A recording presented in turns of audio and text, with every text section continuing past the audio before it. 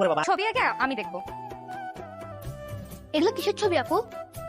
তো জিশান ভাইয়ের বিয়ের জন্য পাত্রী নিয়ে আসছো। আপু তুমি সুন্দর মেয়েদের ছবিগুলো ছিঁড়ছো কেন? চুপ কর। আঙ্কেল ডাকছেন? হ্যাঁ, কিছু পাত্রী ছবি নিয়ে আসছে, খুব ভালো ভালো সুন্দর ছবি। দেখাও না, দেখাও। এই যে সার্কেল। স্যারকে দেখ। এই পাত্রগুলো কি আমার বিয়ের জন্য দেখা হচ্ছে? যে স্যার আপনার জন্য তো তাও তো পছন্দ করার মতো না। একদম ঠিক বলছেন, একটা মেয়েও দেখতে সুন্দর না।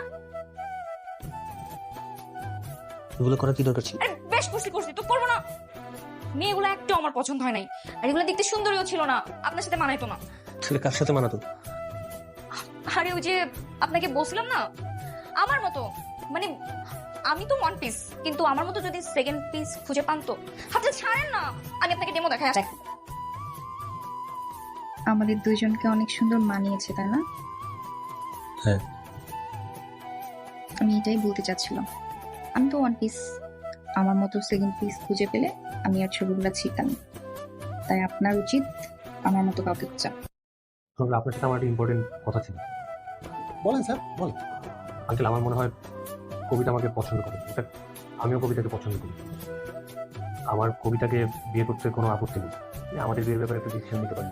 আপনার সাথে আমার মেয়ের বিয়ে দেওয়া কখনোই সম্ভব না, এটা অসম্ভব। প্লিজ আমাকে ক্ষমা করবেন। আপনার জন্য সেমাই রান্না করেছি, এখানে খাবেন না ডাইনিং এ দিব? কোথাও খাবো না। কেন খাবেন না? আমি তো জেনেছি আপনার সেমা অনেক পছন্দের, এই জন্য নিজের হাতে কষ্ট করে রান্না করেছি, এখন বলছেন খাবেন না। কষ্ট করে রান্না করছো না কি করে রান্না করছো সেটা কি আমার দেখার বিষয়? আমি তোমার বলতেছি না আমি খাবো না। কি সমস্যা আপনার? আপনাকে বিয়ে করতে চাইছি এই জন্য আপনার ভাব বেড়ে গেছে, তাই না?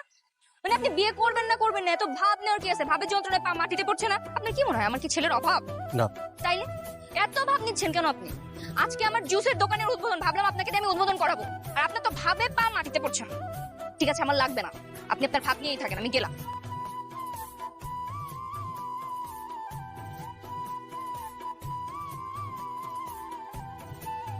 আপা, আমাদের তো কাজ শেষ। জিশান ভাই মনে হয় না আজকে আসবে, চলেন ফিরে রাখা গেলে।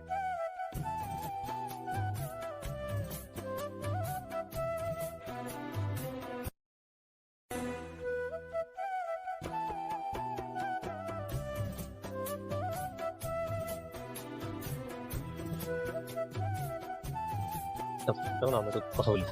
চলুন। জানতাম আপনি আসবেন, আমার মন বলছিল। আপনি চোখ দেখে এটাও বুঝতে পারি যে আপনি আমাকে ভালোবাসেন, চাই বলতে পারেন না। এত নাটক করার কি আছে, বলে দিলেই তো হয়। চুপ করে আছেন কেন? লজ্জা পাচ্ছেন? আমি কোনো ভালোবাসার টানে তোমার সাথে দেখা করতে আসিনি। আমি আসছি আমার দায়িত্ববোধের জায়গা থেকে তোমাকে একটু গুড লাক জানাতে। আর আমি তোমাকে বিয়ে করতে চাই। সরি, আমার দোকানে একটু কাজ আছে, আমি আসছি।